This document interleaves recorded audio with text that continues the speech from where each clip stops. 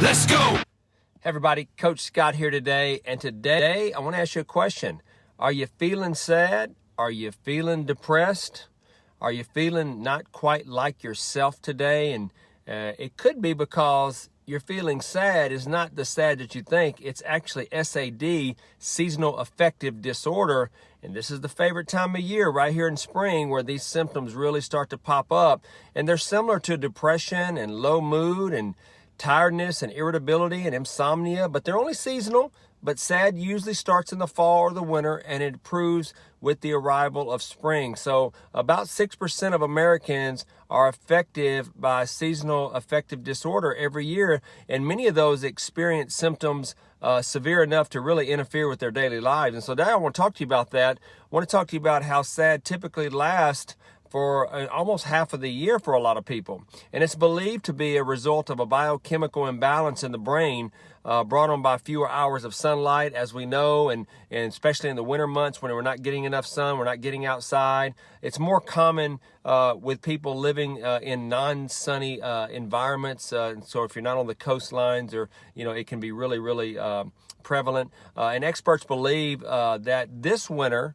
we've already seen people suffering from this disorder at higher levels. We've not only got the stress of a pandemic and all kind of issues with viruses playing havoc on our mental health, but the restrictions mean that we're probably not getting outside as much as we would normally, and we're not getting that natural sunlight, and we're not connecting with others. And it's a long way. It's a long way, and it's a long journey when you're not connecting with other people. So a couple things I want to give you some tips on. Number one, try to get outside as much as you can. Get out there in those daylight hours. Those winter months, they keep you locked up and indoors. And if you're like so many people that you're working from home, you might not need to be thinking about this on a daily basis, but get outside as much as you can. If you can fit in even a half-hour walk or around the park or whatever you can do, get yourself outside and get in that natural sunlight and get some fresh air. Number two, you can consider a light therapy. This helps a lot of people. In winter, sunlight's really hard to come by, as you know, particularly in our area. But if you get a light therapy box, it basically what it does is you just sit in front of the box and it emits it's a mimicking light basically of the sun.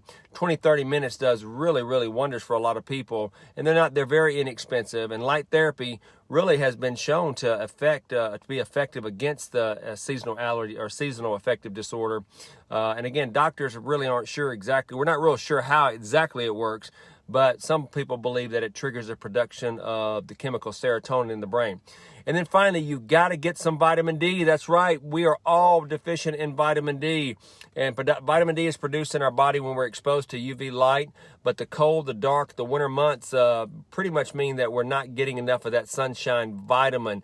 And there was a study recently by the University of Georgia that linked low vitamin D levels with a greater level of depression and anxiety, and even catching certain diseases and our body's being able to fight off. So again, when you're thinking about that, levels of serotonin and dopamine in the brain, vitamin D is a great way to boost that. And if you're not living in a state that's blessed with year-round sunshine, might be a good idea to eat some more foods that are rich in vitamin D as well, like fatty fish, cheese, egg yolks, or my favorite is take a supplement. And I recommend 500 or 5,000 IUs a day, because the research is all around us that suggests that vitamin D is beneficial for many, many disorders. Again, when you're thinking about low mood and disrupting sleep patterns, vitamin D might just be the thing that you need to get you back on track and be the best and highest version of yourself. So if you're feeling low and you got a little bit of that depression going on inside of you, don't let it. Remember, it only lasts for a season,